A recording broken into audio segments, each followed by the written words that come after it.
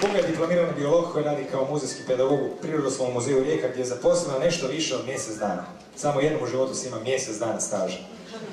Zanima je biologija mora, posebno problematika zaštite mora i upravljanja obalnim područjem. Buga se bavi i ronjenjem već nekoliko godina, želio je položiti tečaj za instruktora ronjenja, a njena 4-minutno izlaganje zove se Pješčana oluja ispod površine mora.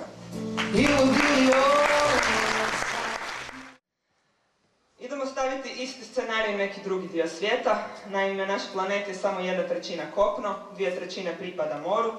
I ako isti taj scenarij stavimo ispod površine mora, na primjer negdje u podmorju Omiša, kao primjer grada možemo uzeti jedno naselje, pravomorsko naselje morskih trava. Zašto morskih trava? Morske trave su zbilja neposredni organizmi, moj predmet istraživanja.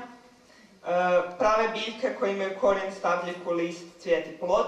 Potrebna im je svjetlost da bi proizvodila hranu. Kao takve postaju hrana drugim organizmima, međutim ono što je posebno važno, livade su stanište za izuzetno velik broj organizama koji žive pod morem. Prema nekim podacima znanstvenika, preko 800 vrsta različitih organizama možemo naći u jednom jedinom naselju morskih trava. One su kao takve izuzetno važne, zakon ih štiti u većini država, tako i u Hrvatskoj. Jedan od najčešćih oblika zaštite je uspostava morskih parkova u kojima se najstrože regulira ljudsko postupanje, pogotovo prema morskim cvjetnicama, morskim travama.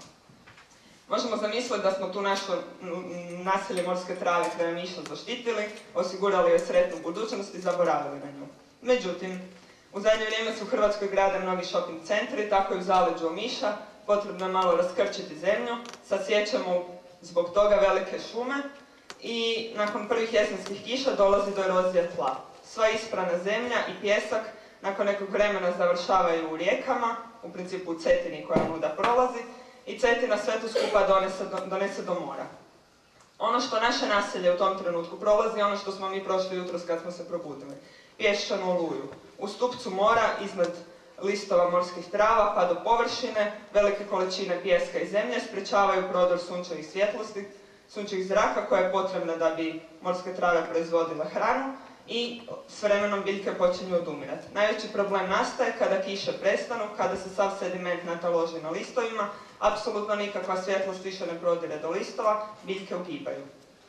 Kao što smo rekli, nekoliko stotina vrsta ovisi o tom staništu, ali možete biti sigurni da neće biti na naslovnici niti jednih novina, niti prva vijest na radiju ili televiziji. Ono što sam ovim primjerom htjela reći, pitanje zaštite prirode je izuzetno kompleksno. Država, zakoni, državni zavodi ili inspekcije nisu dovoljne i potrebno je da svi budemo svjesni, bez obzira gdje smo, sve što radimo ima utjecaja na organizme oko nas. Nadam se da sam ovom malom pričom u vama malo pobudila razmišljanje o tome što je to što radite svaki dan, a što može utjecati na svijet oko vas, da ćete se malo uključiti i pomoći u zaštiti prirode. Hvala.